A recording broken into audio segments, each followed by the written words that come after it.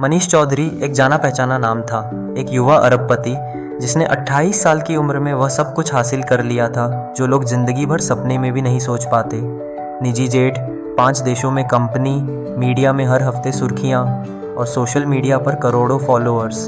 पर इन सब के बीच जो चीज़ सबसे ज़्यादा गायब थी वो थी शांति। एक रात जब सब सो रहे थे, मनीष अपने कमरे में अकेला बैठा था। ना किसी पार्टी का शोर था, ना कैमरे, बस सन्नाटा। तभी उसकी नज़र एक पुरानी अलमारी पर पड़ी।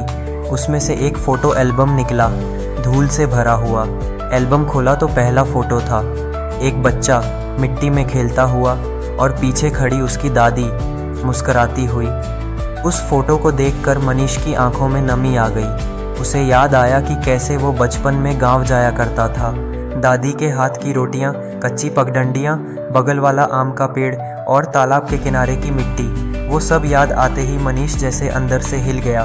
उसी समय उसने फैसला कर लिया, अब और नहीं, अब मुझे खुद को ढूंढना है। अगले ही सुबह उसने अपनी सारी मीटिंग्स रद्द कर दी। उसने किसी को कोई सफाई नहीं दी, बस एक बैग में 2 जोड़ी कपड़े डाले और निकल पड़ा गांव की ओर, अपनी दादी के पास। बस साधारण ट्रेन से सफ़र। पहली बार उसे भीड़ में धकेला जाना अच्छा लगा। खिड़की से बाहर झांकते हुए जब उसने हरियाली, छोटे खेत, मिट्टी की खुशबू और बच्चों को खेलते देखा, और फिर आंखों में आंसू लिए बोली, मनीष, तू तो अब बड़ा आदमी बन गया है ना बेटा।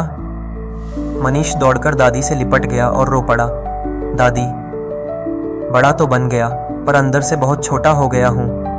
अब बस आपकी गोद में रहना चाहता हूँ। उसका दिन अब खेतों की सैर से शुरू होता।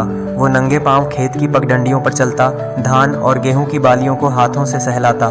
मिट्टी की सौंधी खुशबू उसकी सांसों में उतरती और मन को गहराई से शांति देती। कुछ बच्चे उसे दौड़ते हुए घेरे में ले लेते, भैया भैया चलो खेलते हैं, और मनीष मुस्कुराकर उनके साथ कबड्डी, गिल्ली डंडा या पतंगबाजी में लग जाता।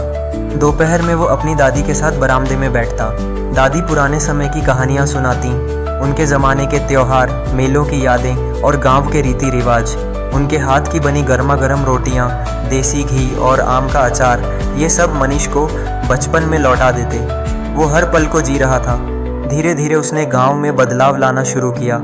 उसने गांव के स्कूल में डिजिटल क्लासरूम शुरू करवाया, हर घर में सोलर लाइट लगवाई, गांव के बच्चों को इंग्लिश सिखाई और किसानों को जैविक खेती की ट्रेनिंग दिलवाई। लेकिन उसने कभी ये सब दिखावा नहीं किया।